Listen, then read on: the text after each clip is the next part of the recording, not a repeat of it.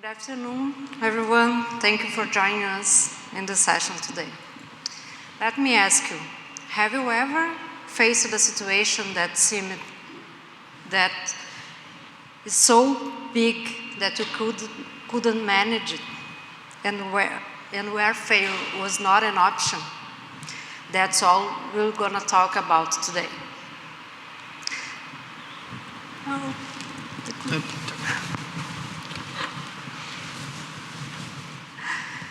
Let me give you a brief introduction of myself. I've been working in IT for over 25 years, 12 years at the Court of Justice in Porto Alegre. Recently, just 8 months ago, I became the CIO. Good afternoon, everyone. My name is Rafael Bittencourt.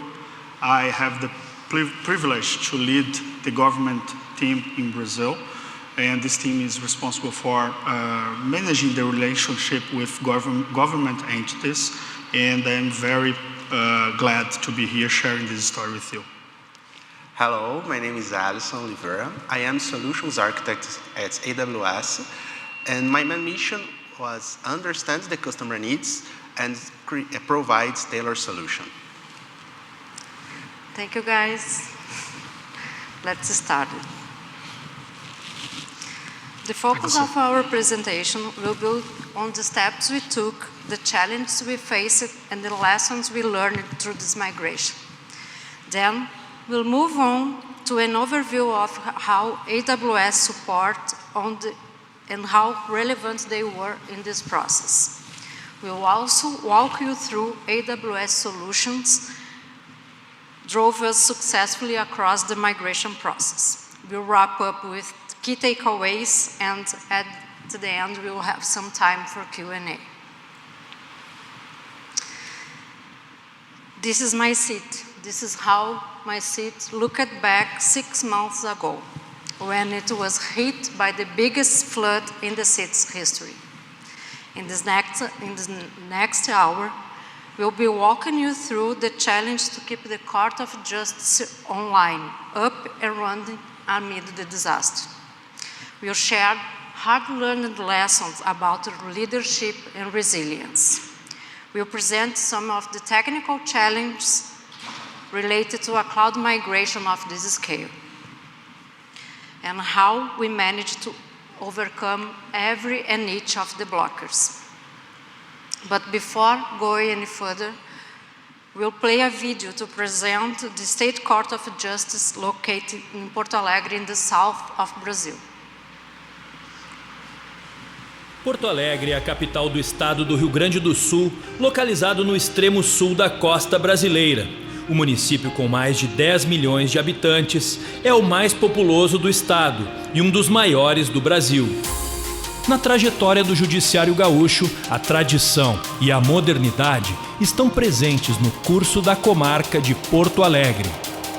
Em 150 anos de história, foram muitas as transformações e milhares de servidores dedicam seu talento e seus esforços para que as demandas da cidadania sejam enfrentadas e resolvidas.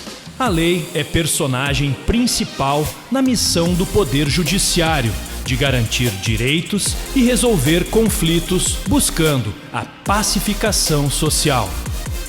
Com a tragédia climática que atingiu o Rio Grande do Sul, a infraestrutura tecnológica do Judiciário Gaúcho foi afetada e a administração do TJRS decidiu rapidamente fazer a migração de 100% do EPROC para a nuvem.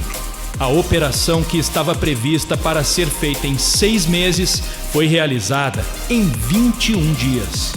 O EPROC é o sistema de processo judicial eletrônico utilizado na Justiça Estadual, cedido pelo Tribunal Regional da 4ª Região. Ele já está sendo utilizado em outros tribunais do país. A continuidade do trabalho durante a tragédia climática que atingiu o estado só foi possível pela dedicação incansável de profissionais que superaram desafios, permitindo ao TJRS atingir esse marco tecnológico histórico, o único a manter a prestação jurisdicional com grande repercussão na imprensa. O Tribunal Gaúcho deu um salto tecnológico e hoje é 100% digitalizado. Até o momento são mais de 10 milhões de processos eletrônicos. Foi um grande desafio manter uma operação crítica, como o Tribunal de Justiça, em uma situação de calamidade, mas o TJRS seguiu o propósito de ajudar as pessoas da melhor forma possível, levando a melhor justiça, se aperfeiçoando a cada dia.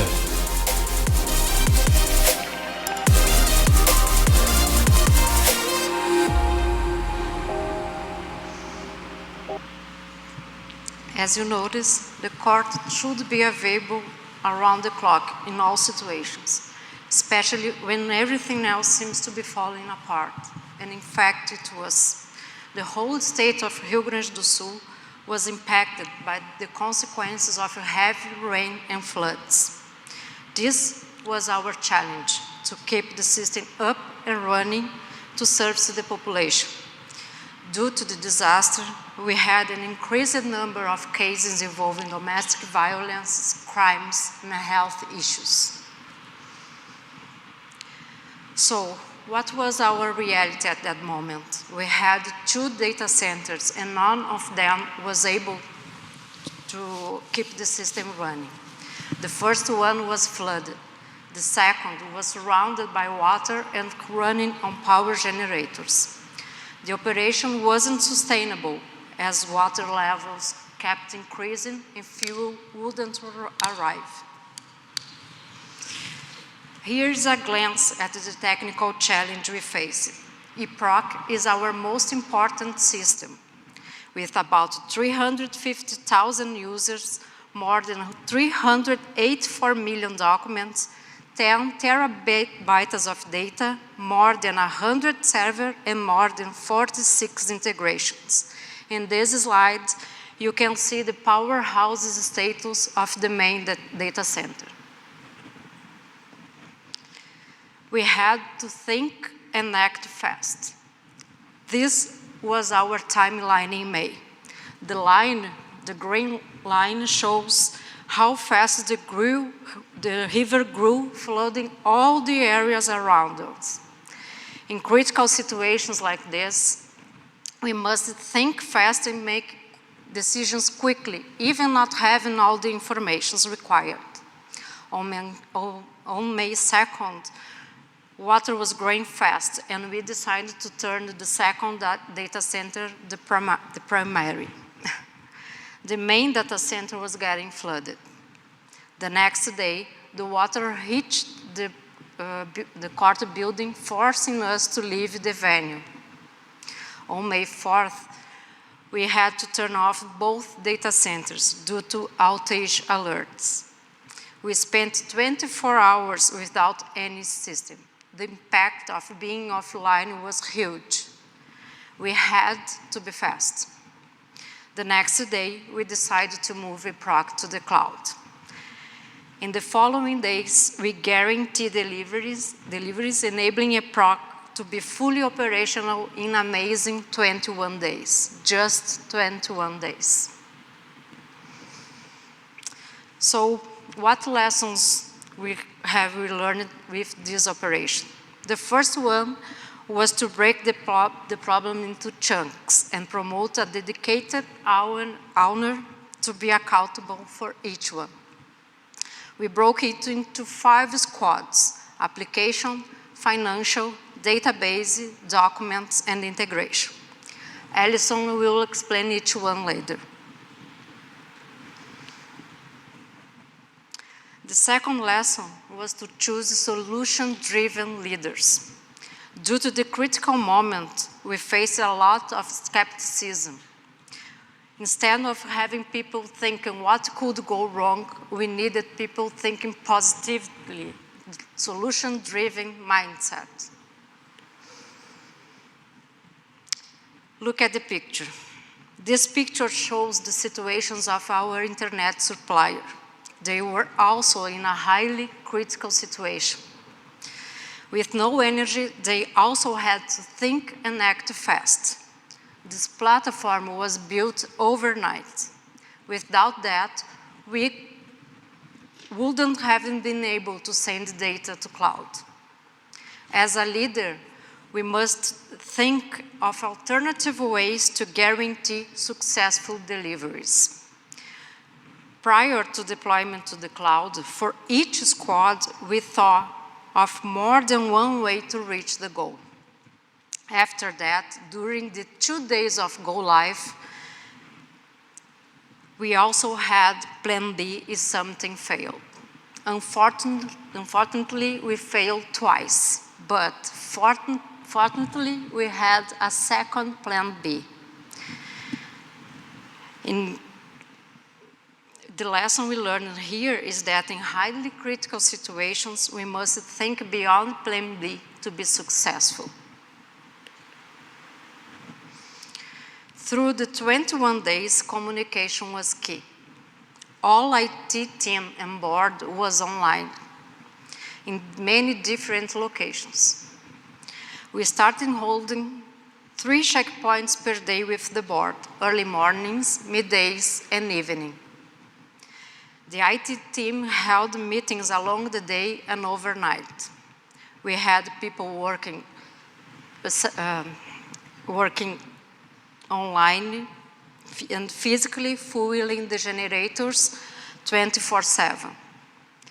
In highly critical situations, it's essential that everyone knows the importance of their role to the success of the operation.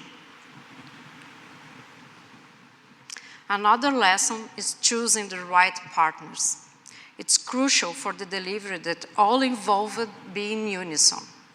AWS was fast to offer us all the support we needed to succeed. SERPRO was a partner since day one. Hitachi was essential in helping us to extract the objects from their servers to the cloud.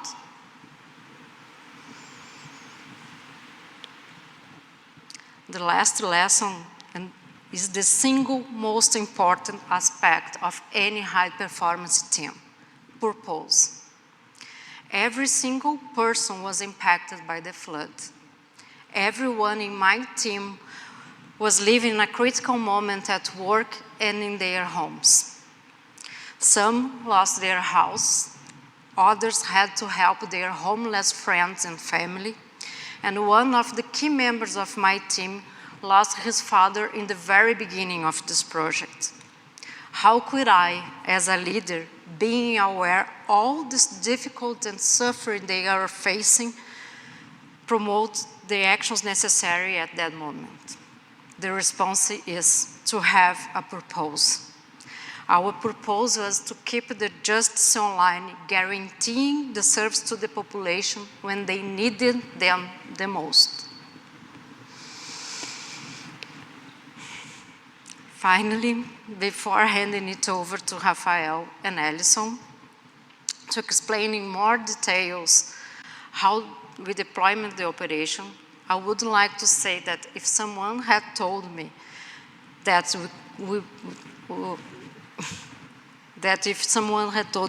we would be able to do all this in less than a month, I wouldn't believe them.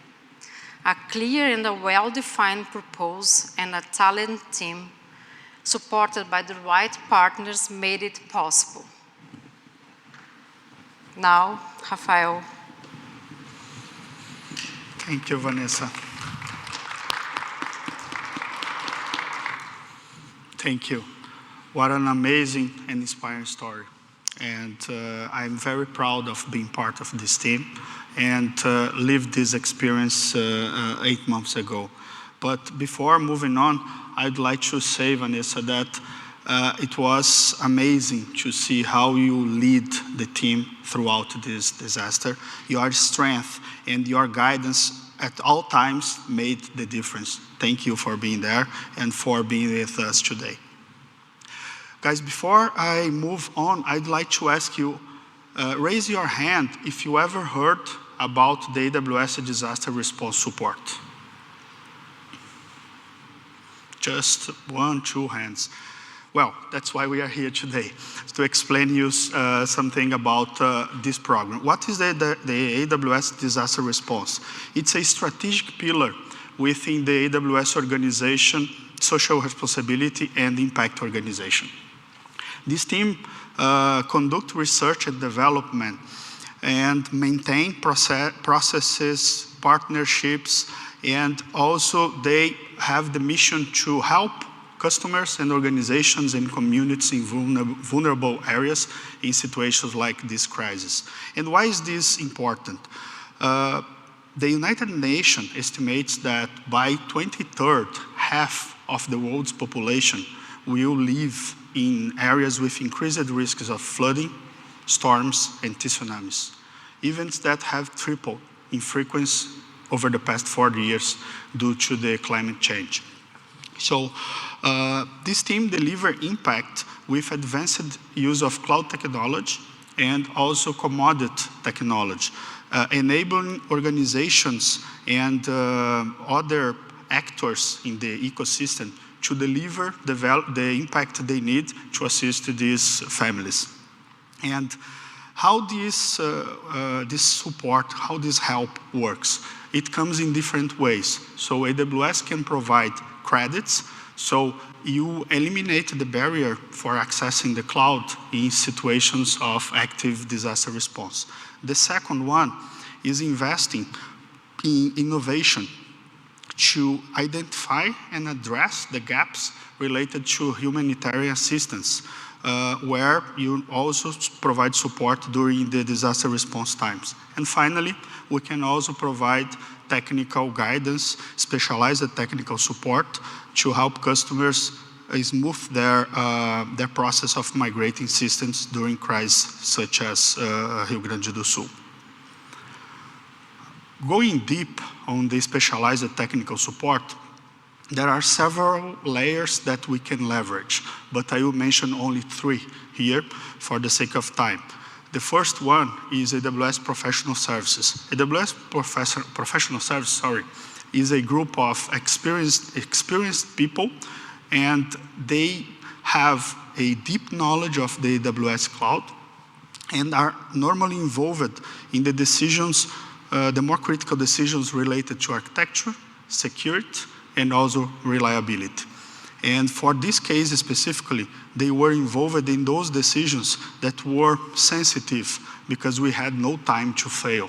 And as probably some of you may heard, our CEO, the CEO of Amazon, Andy Jassy, once said, there is no compression algorithm for experience. So the experience here is key. Secondly, the AWS Solutions Architect team, represented here by Alison, is a team that also has a deep knowledge, but they know, their goal is to know the customer-specific needs so they can provide solutions and guidance specific to that customer. In the case of Rio Grande do Sul, Alison had been working with them for months before the tragedy, so he could introduce some of the important aspects. Finally, but not less important, we have partners. AWS has thousands of partners worldwide and hundreds of them in Brazil. And these partners are key for the success to scale the business and to help our teams and customers to deliver their missions. With that said, I want to welcome Alison to the stage, please, my friend.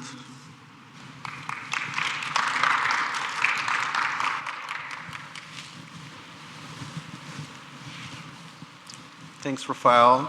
I remember when you called me talking about the situation. It's Saturday morning, and I'm preparing my coffee, and you call me and say, with exactly words, Alison, the data center of Court of Justice can be flooded. So this phrase guides me to the next 3 weeks in this migration to make this move.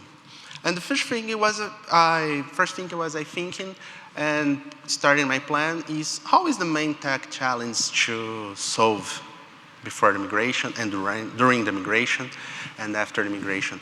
And I will share something but just to make a quick recap, the Court of Justice is the biggest court here in Brazil, with more than 10 million active cases, with a lot of data, a lot of objects, with storage on premises, the MySQL running more than 100 VMs. And in this time, when we made the migration, this application was not cloud native. Don't have a CI/CD, don't have a container solutions.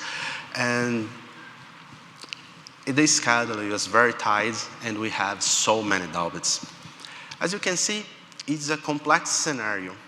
And what happened in complex scenarios? Things don't go well. Things don't go bad. Bad things happen. And who see the keynote today morning of our CTO, Werner Vogels. He mentioned this quote, everything fails all the time. And we need to stay prepared to fail because we plan a lot, we make some tests, but when the projects happen with a lot of environment scenarios, makes us the things don't go well be planned. Okay, and just Vanessa says, we just have a plan A, plan B, and sometimes plan C. And we have three main big tech challenges. And the first one is how to move objects. But first, what is an object in the proc? Object in the proc is everything to attached in a process. Can be a doc, can be a video, can be a photo. All these files is named object in the proc. And these objects was saved on-premise storage. And on-premise storage have some action, some API actions, S3. Is Amazon S3 like? Amazon S3 have more than 150 API actions, and just storage just have 15. Okay, don't have all power of Amazon S3, but we create a script to copy the data, copy all the data and move to S3. But the justice don't stop. The proc continue online. And the files continue modified. How we take these files modified on storage on-premise and move to AWS?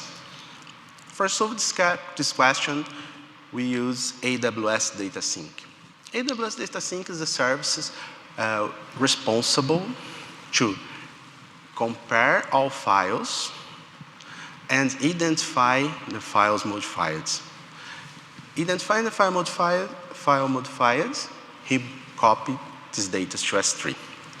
So this the initial script, I think 10 or 15 days, and more 1 or 2 days to copy the Delta files modified. All actions are occurring parallel, and we moved at this way the objects. And the second question is how to move databases.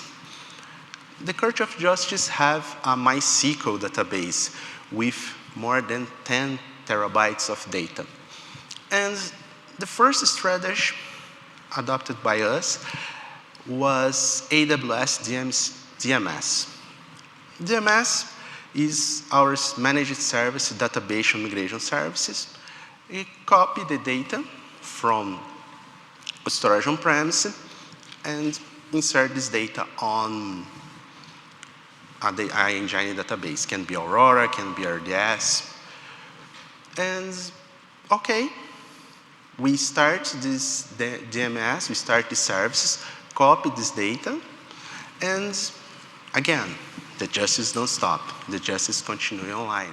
The proc continues online. And how move the database file modified? Using the feature in the DMS called CDC, change capture the data files. Okay, we start this DMS job, only copying the files modified, and after the job finished, we start to compare the data on database and the data on storage premise and see some difference, see some situations is not totally equal, totally functionality. We have some issues in the scope. So, what is the plan B from DMS? The plan B is create a backup plan with Percona software, take this backup, upload to buckets in S3, and restore in Amazon EC2 instance. EC2 instance is a virtual machine in AWS. Connect in this virtual machine, install MySQL, and restore its backup to EC2. After the backup was restored in EC2 instance, we synchronize this backup with on-premise servers. After synchronize, okay, we have a integrity copy on AWS. And now, what I have to do? Move this database on Aurora, because the customer will use Aurora in our solution. But don't work. Why? Why don't work? Because the version of MySQL database on-premise is different from Amazon Aurora. We need an intermediate stage. This intermediate stage is a MySQL RDS instance. RDS is managed services from AWS running MySQL. Move this data from RDS, synchronize again this RDS instance, and after this, move to Aurora. Look, the first strategy is use DMS. The second is EC2 to Aurora, and the strategy work is EC2, RDS and Aurora. And because the customer we have choose Aurora have a lot of advantages, but I take some ones to talk with you, and because have a great fit with customer needs. The first is do fewer IOs and minimize network packets. With less packets and less IO, we have reduced latency path, delivering more performance, delivering more reliability, delivering more efficiency to the customer. And another one is accessing your Aurora database. With a single endpoint, we can split the traffic to a writer instance and a reader instance. We can scale up the Aurora to read and reader instance, and accessing the same shared cluster storage volume. So with these advantages, with these points, we choose Aurora to deliver the database layer in this proxy system. So we just solved two problems. The first, the objects, now the databases, and the third question is how to move servers. The customer have more than 100 VMs, but wasn't cloud native, so don't have automated installation, don't have some scripts codes, don't use OS outdated, use OS packages outdated too. And in this situation, we have a little time to short time a short time to test this environment. So a freshly installation, we try, is our plan A. We create as instance, install in a proc, but don't work well. The time to test Q&A and make Q&A was occupied with another tasks. So we have some problems in this in the first plan A. The first plan A is simple. It's create a stew, install a proc, and okay. But this don't work well. And we go to the plan B. The plan B is use OVA. OVA is a file from VMware. The customer has in our data center a VMware to host your virtual machines. The plan B is take this VHG or VMDK and transform it to EC2. We create a script code to capture the disk of OVA, save on Amazon S3. In Amazon S3, running another script to transform this OVA in a EMI. EMI is an Amazon machine image. With a EMI, we can spin up a lot of EC2 instances. So with a single one AMI, we spin up 100 VMs. So plan B works well here in this case. And after move the objects, migrate the data, and create the servers, this is the final architecture of a proc. In AWS, security is your top priority, and we always start the architecture thinking in security. The insecurity layer, the first service is AWS WAF, Web Application Firewalls. Web Application Firewall protects the application against attacks in layer 7. AWS Shield is a service responsible to protect DDoS attack or negation, avoiding the system will be down because of the situation. The third service is Amazon Route 53, to solve DNS and random spike traffic. And the fourth service is Amazon GuardDuty. Amazon GuardDuty is AI, is artificial intelligence work for security. So the service detects the anomalous behavior in accounts. After the security layer, we go to the infrastructure layer. The infrastructure layer is split in 3 AZ, so the system will be more resilient and more safe. And in the first subnet, we have a public subnet with application load balancer, routing any requests to a servers. And the second subnet, we have private subnet, where running the EC2 apps. All system was installed, all EC2 is running on this subnet. And the third subnet is the database subnet, when we run Aurora and Aurora Reader replicas. All these split in 3 availability zones. And the last layer is running some intermediate systems, like Amazon Elasticache, responsible to do cache in the system. AWS backup to backup all data of this architecture.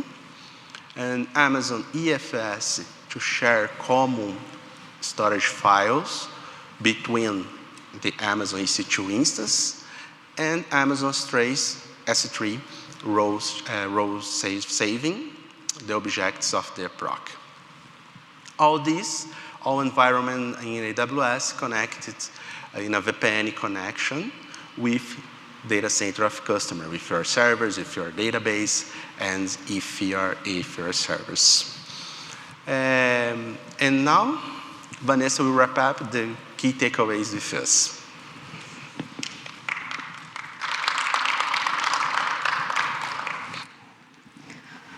Well, going through a critical event can be daunting, but it often brings out resilience.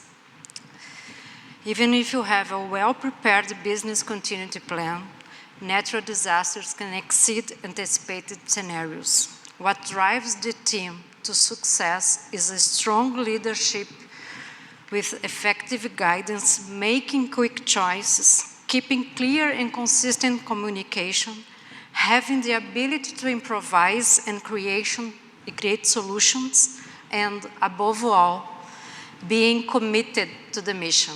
Our mission here, again, was to keep the justice online, and during all the crisis, we spent just 24 hours without any system. Thank you for being here today. It was a pleasure to share this story with you. This is our contact information. If you need anything, if you have any additional question, please do not hesitate in contacting us. Thank you so much for being here.